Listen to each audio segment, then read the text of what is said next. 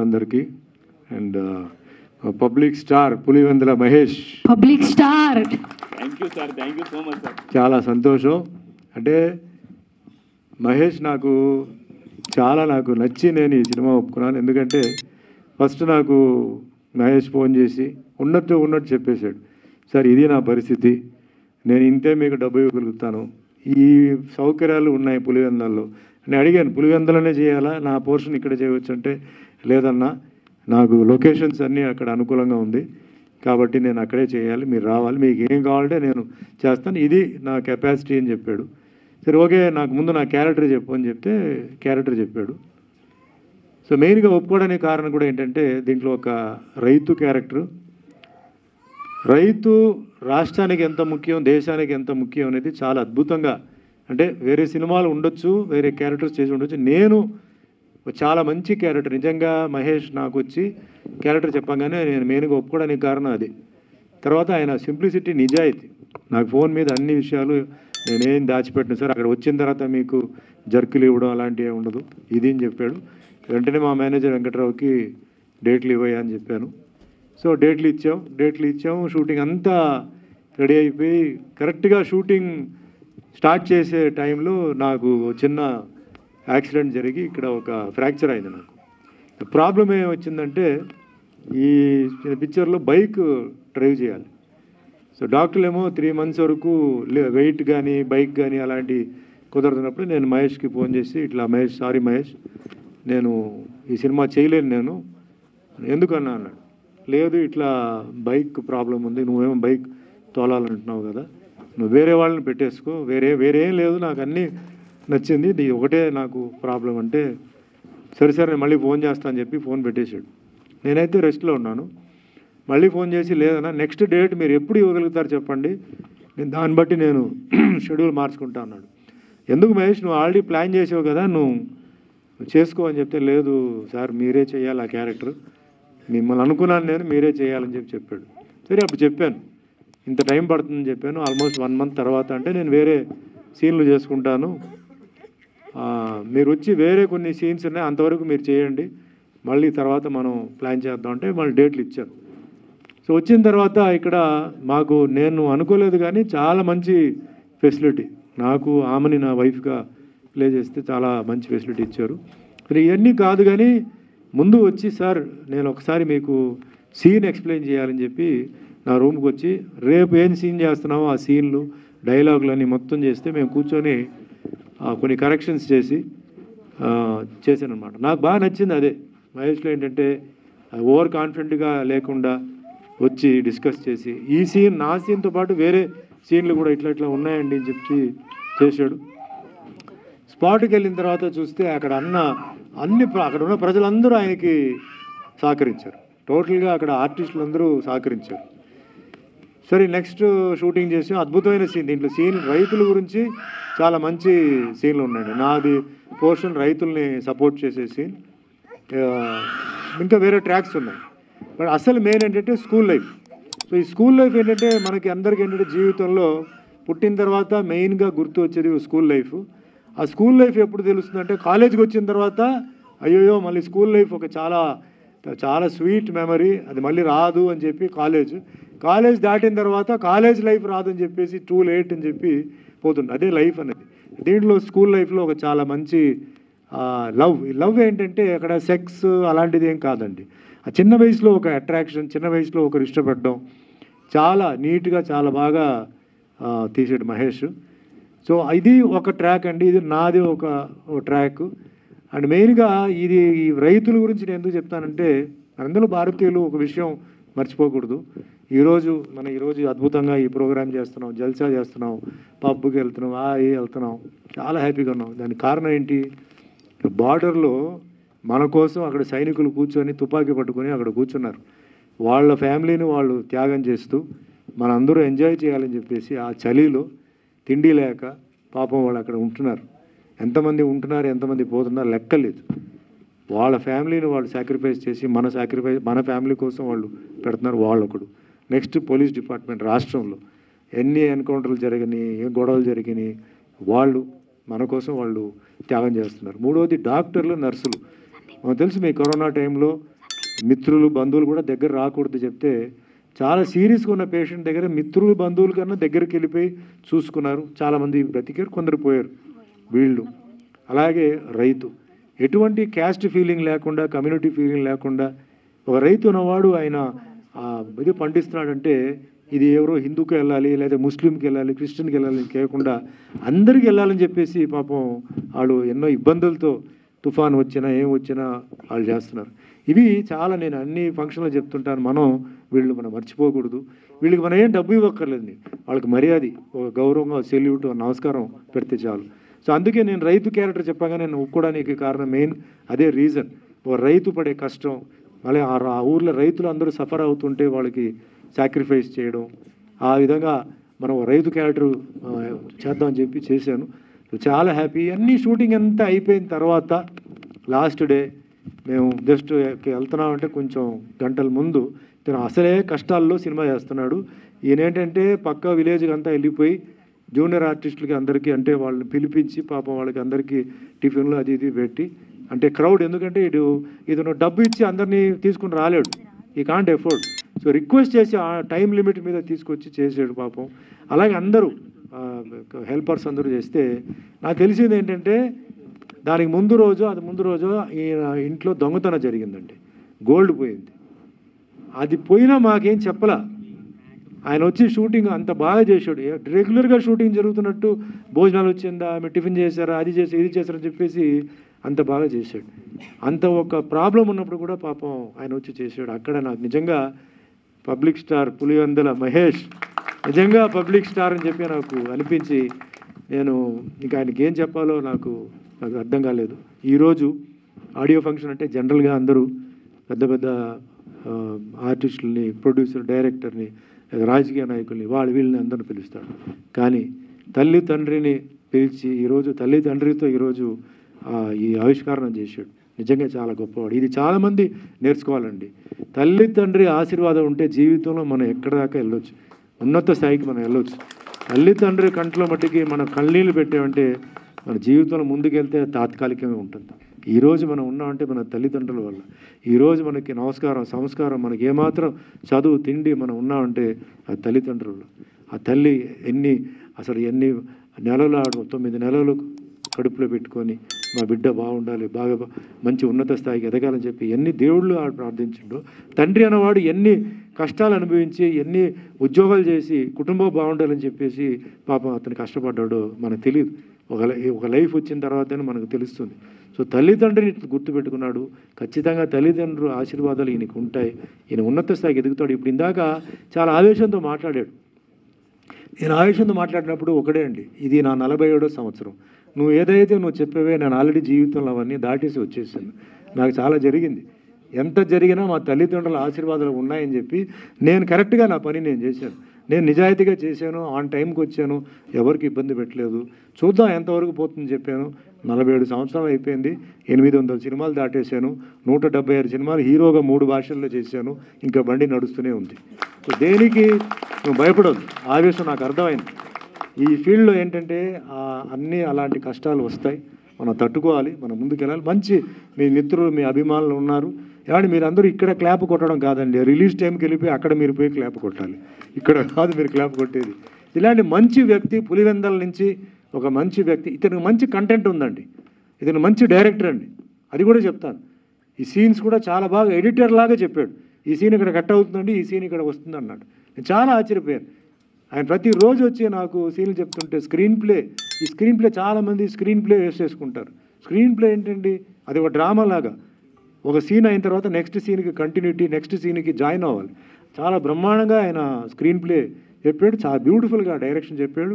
And ముఖ్యంగా cameraman ధర్మ అద్భుతంగా చాలా ఆయన టీం ఎంటైర్ టీమ్కి and also music director Baji గారికి కూడా అద్భుతంగా 7 పాటలు ఇచ్చాడు.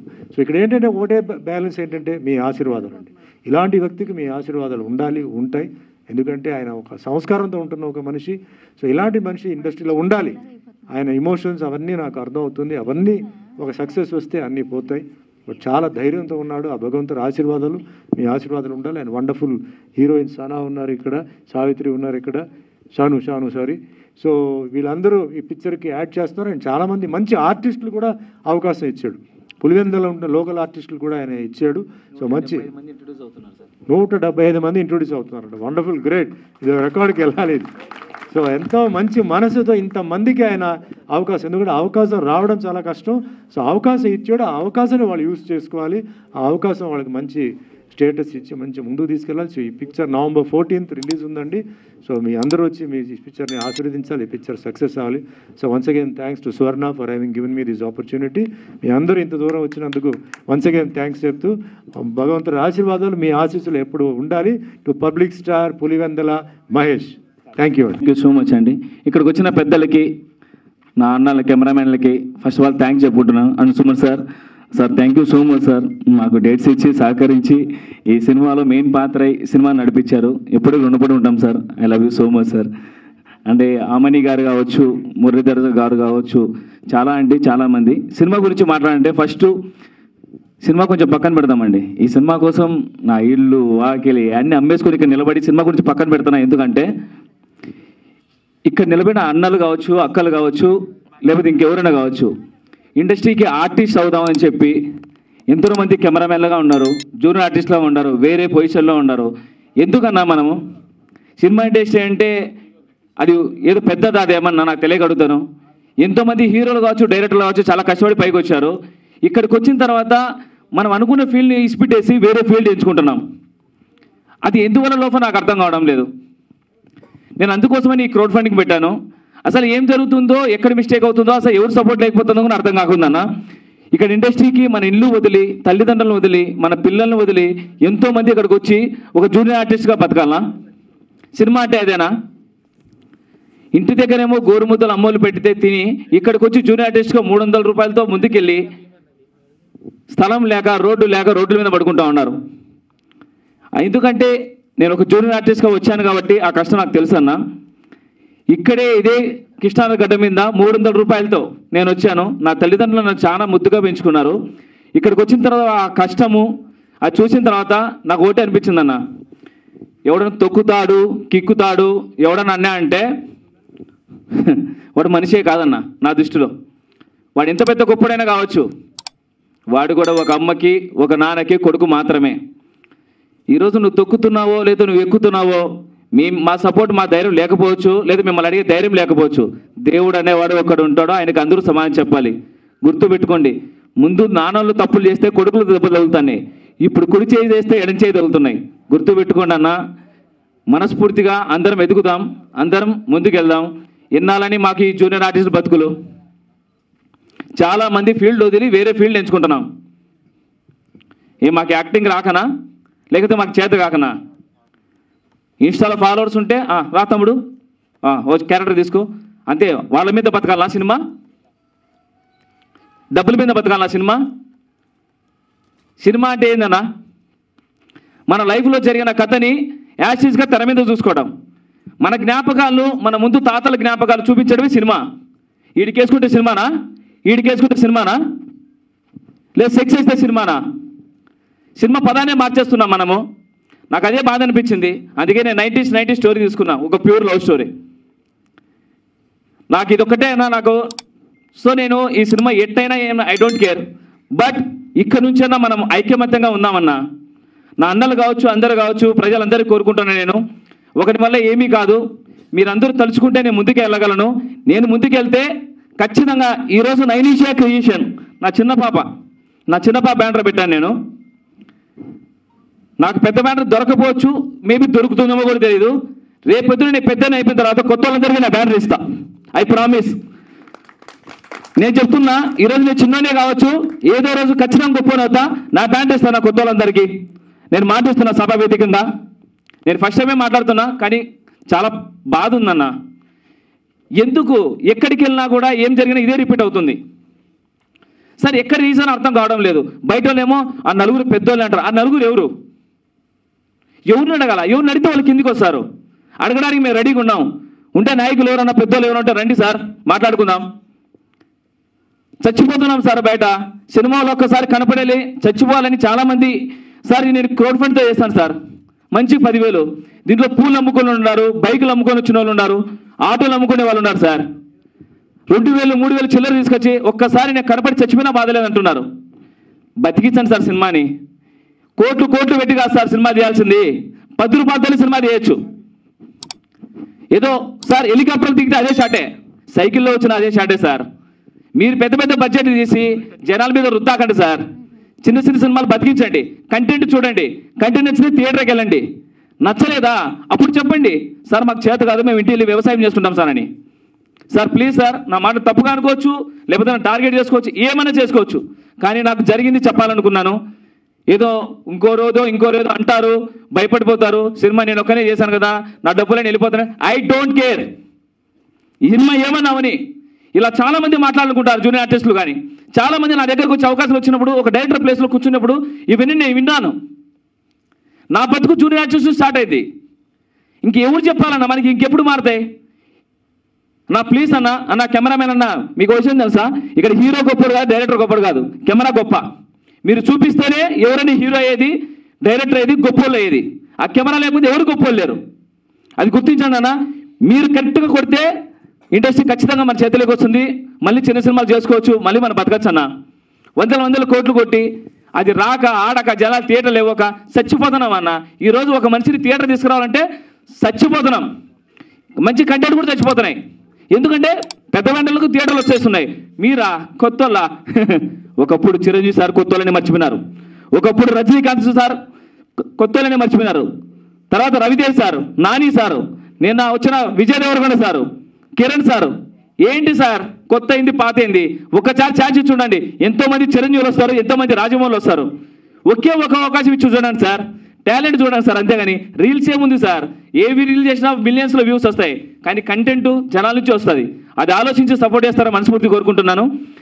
ఒకటే అండి, నా సినిమా గురించి నేనేం మాట్లాడను. నా టీజర్ మాట్లాడితే జనాలు థియేటర్కి వెళ్తారు, నా ట్రైలర్ బాగా నచ్చితే జనాలు సపోర్ట్ చేస్తారు. November 14th ఏ బ్యానర్ వచ్చినా November 14 సినిమా రిలీజ్ చేస్తా. అది ఒక థియేటర్ దొరుకుతుందా, 10 దొరుకుతుందా, 100 దొరుకుతుందా నాకు తెలీదు.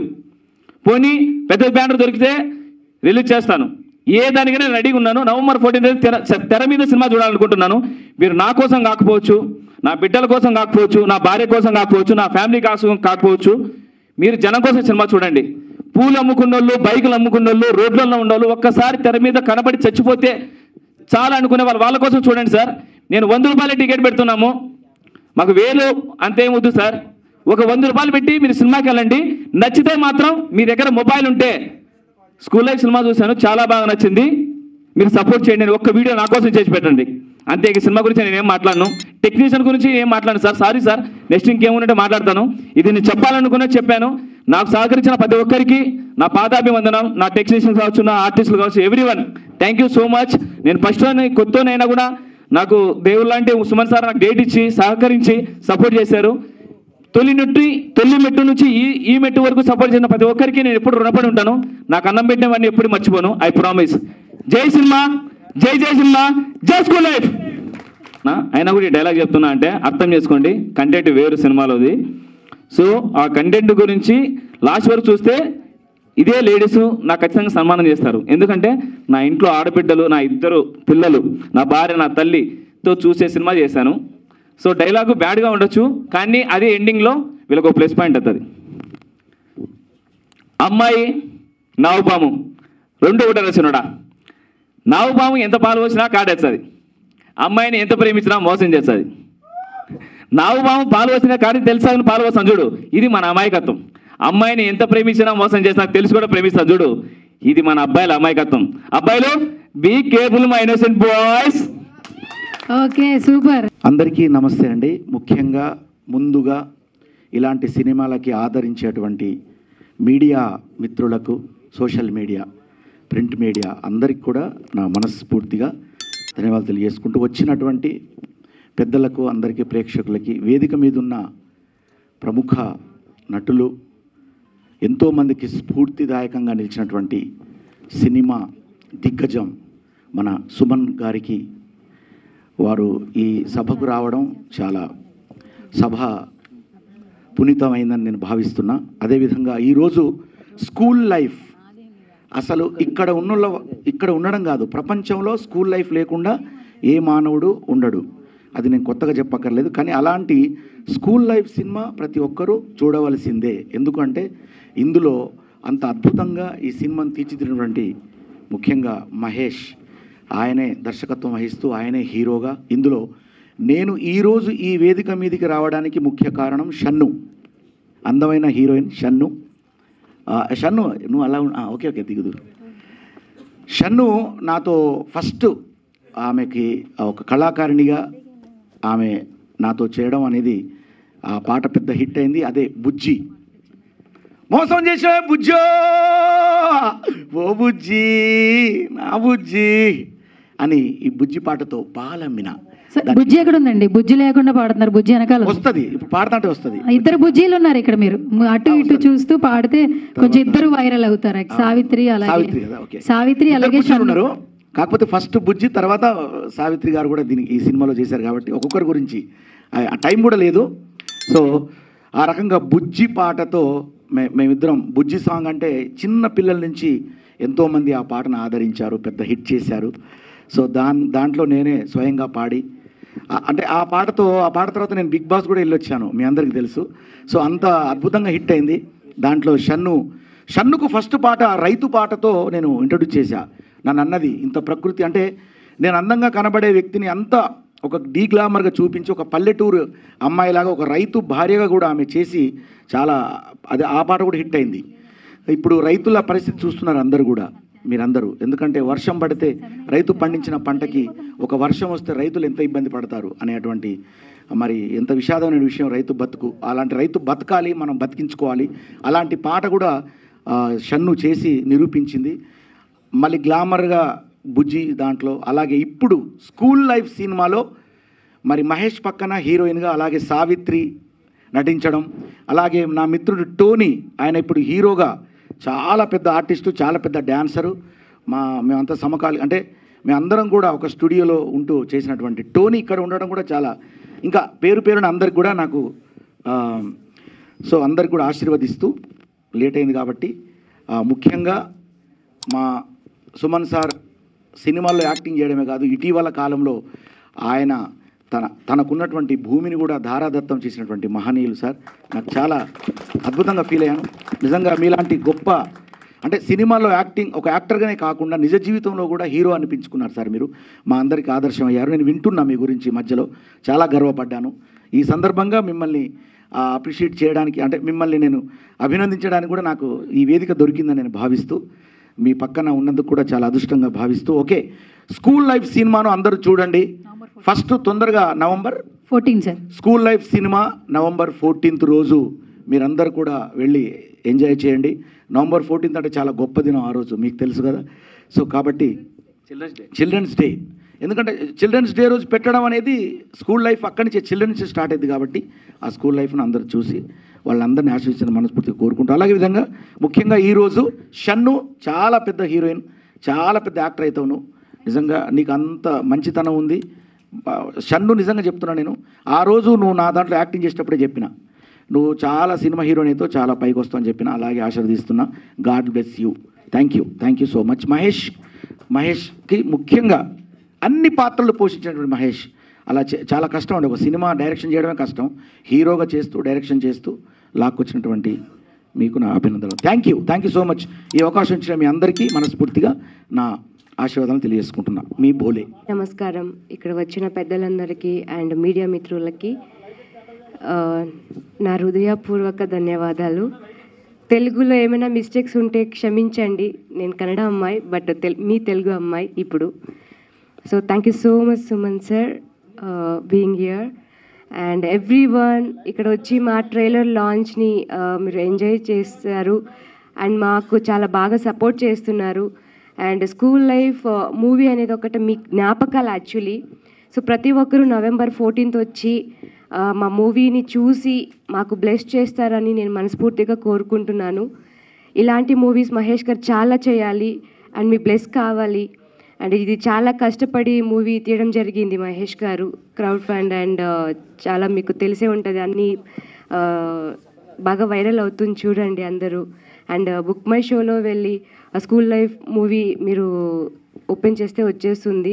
అండ్ November 14 మీ అందరూ థియేటర్కి వచ్చి మమ్మల్ని ఆదరిస్తారని నేను మనస్ఫూర్తిగా కోరుకుంటున్నాను. థ్యాంక్ యూ సో మచ్ అందరికీ. థ్యాంక్ యూ మహేష్ గారు, ఈ ఆపర్చునిటీ నాకు ఇచ్చినందుకు thank you so much and I'm blessed. Thank you so much. అందరికీ నమస్కారం. అందరు బాగున్నారా? అందరు బాగుంటే అందరు బాగానే ఉంటారు. మా movie November 14th release. So అందరూ సపోర్ట్ చేయండి మా మూవీకి. మీడియా వాళ్ళందరికీ థ్యాంక్ యూ సో మచ్. మంచి రివ్యూస్ ఉన్నా కూడా మా కోసం ఇక్కడ దాకా వచ్చినందుకు థ్యాంక్ యూ. అండ్ ఇక్కడ ఉన్న పెద్దలందరికీ థ్యాంక్ యూ సో మచ్. మా మూవీకి మాత్రం సపోర్ట్ చేయండి. ప్రతి ఇంటర్వ్యూలో అదే చెప్తున్నాను, ఇక్కడ కూడా అదే చెప్తున్నాను. చాలా డౌన్ నుంచి వచ్చి చేసాము ఈ సినిమా. సో మీరు సపోర్ట్ చేయండి. ఒక పర్సన్ ఇంకొక పర్సన్ని తీసుకొని వెళ్ళండి మా మూవీకి. అండ్ నాకు ఈ అవకాశం ఇచ్చిన మా మహేష్ గారికి thank you so much. And మా పాన్ ఇండియా స్టార్స్, హీరోస్, పెద్ద వాళ్ళందరికీ థ్యాంక్ యూ సో మచ్. మా మూవీకి సపోర్ట్ చేసి ఇందులో యాక్ట్ చేసినందుకు సుమన్ గారికి అయితే thank you so much sir. మిత్రులందరికీ నమస్కారం. అలాగే వేదిక మీద ఉన్న హీరో అండ్ పెద్ద సుమన్ గారికి ఫస్ట్ ఆఫ్ ఆల్ బ్లెస్సింగ్స్ తీసుకుంటాను. Thank you sir. ఎక్కువ మాట్లాడలేరు. మహేష్ అన్నకు అండ్ హీరోయిన్స్కి ఎంటైర్ టీం మొత్తానికి కంగ్రాచులేషన్స్ ముందుగా అండ్ ఆల్ ది బెస్ట్. అందరూ చిన్న సినిమాను కాకుండా సపోర్ట్ చేయవలసిందిగా కోరుకుంటున్నాను. November 14th స్కూల్ లైఫ్ అనే మూవీని అందరూ వచ్చి చూసి ఆదరించి సపోర్ట్ చేస్తారని నా మనస్ఫూర్తి కోరుకుంటున్నాను.